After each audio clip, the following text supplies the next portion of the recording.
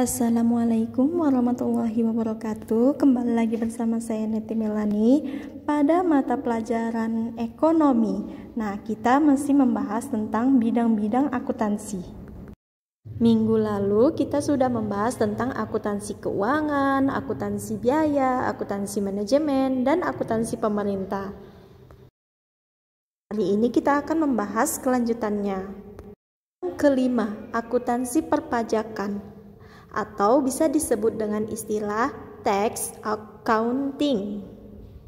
Ini adalah bidang akuntansi yang menekankan pada masalah pajak yang harus dibayar oleh perusahaan atau perseorangan kepada pemerintah. Nah, dalam perpajakan akan dibahas tentang hukum-hukum dan perhitungan-perhitungannya dalam usaha menetapkan besarnya pajak tersebut. Yang keenam, ada namanya akuntansi pemeriksaan atau auditing. Nah, pemeriksaan ini itu bagian terhadap hasil pencatatan dan laporan keuangan suatu badan, baik perusahaan maupun pemerintah. Nah, bidang ini berhubungan dengan audit secara bebas terhadap laporan yang dihasilkan oleh akuntansi keuangan. Yang ketujuh, ini ada akuntansi anggaran atau budgeting accounting. Ini adalah bidang yang berhubungan dengan penyusunan rencana keuangan mengenai kegiatan perusahaan untuk jangka waktu tertentu di masa datang, serta analisis dan pengawasannya. Dapat diartikan anggaran adalah sarana untuk menjabarkan tujuan perusahaan. Anggaran berisi rencana kegiatan yang akan dilaksanakan serta nilai uangnya di masa datang. Nah, ini bagian yang terakhir, yaitu sistem akuntansi atau accounting system. Nah, bidang akuntansi ini yang melaksanakan kegiatan dengan merancang cara melakukan pencatatan akuntansi supaya aman, efektif, dan efisien. Mulai dari mengorganisir dokumen, formulir, dan menyusun prosedur pencatatannya. Selanjutnya kita akan membahas tentang mata pelajaran geografi, yaitu interaksi keuangan desa dan kota. Nah, kita akan membahas tentang interaksi keuangan bagian desanya dulu ya. Apa sih itu desa? Desa adalah sebuah daerah geografis yang terbentuk atas satuan hukum masyarakat tertentu dan membentuk pemerintahan paling rendah atau di bawah kecamatan. Struktur dan pola keuangan desa.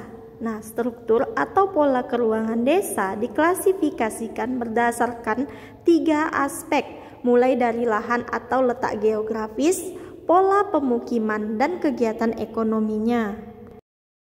Nah, dikutip dari modul geografi kelas 12 tahun 2020, pada aspek pertama, letak geografis, terdapat 5 pola keuangan sebagai berikut. Yang pertama, desa pendalaman.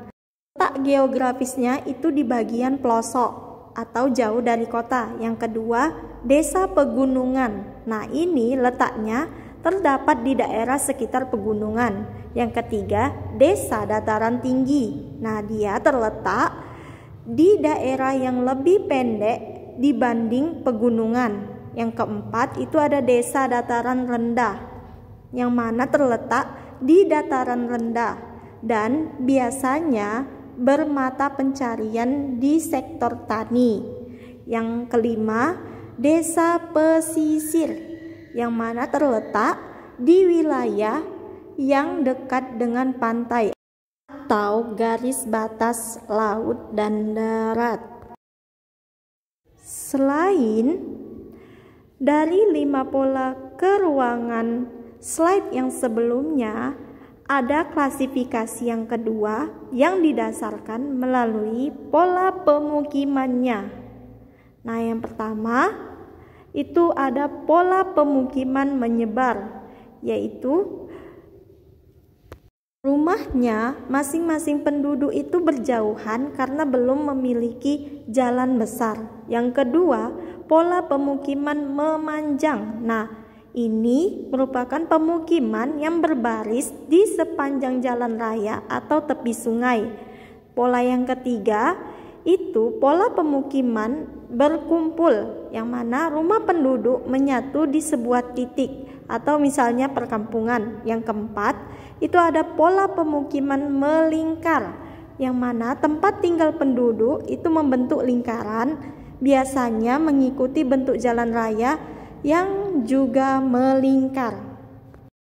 Ini yang terakhir, yaitu bagian struktur dan pola keuangan desa berdasarkan kegiatan ekonominya. Yang pertama itu desa nelayan, ekonominya itu bermata pencarian nelayan. Yang kedua desa persawahan, yang bermata pencariannya di usaha persawahan. Yang ketiga desa perladangan, desa ini bermata pencarian di bidang ladang. Yang keempat desa perkebunan, bermata pencarian di bidang kebun. Yang kelima desa peternakan, yang bermata pencariannya di usaha peternakan hewan. Yang keenam desa perdagangan, nah ini berperan sebagai tempat perdagangan. Yang ketujuh desa pertambangan, yang mana usaha sehari-hari adalah bertambang karena letaknya dekat tambang. Yang ke-8 desa industri kecil. Nah ini ekonominya yaitu penduduk sudah berusaha melakukan kegiatan industri skala kecil. Yang ke-9 itu ada desa industri sedang dan besar. Nah mata pencariannya berupa industri, namun skalanya sudah sedang hingga besar. Di sini dulu materi kita hari ini. Saya ucapkan terima kasih. Sampai ketemu pada pertemuan berikutnya.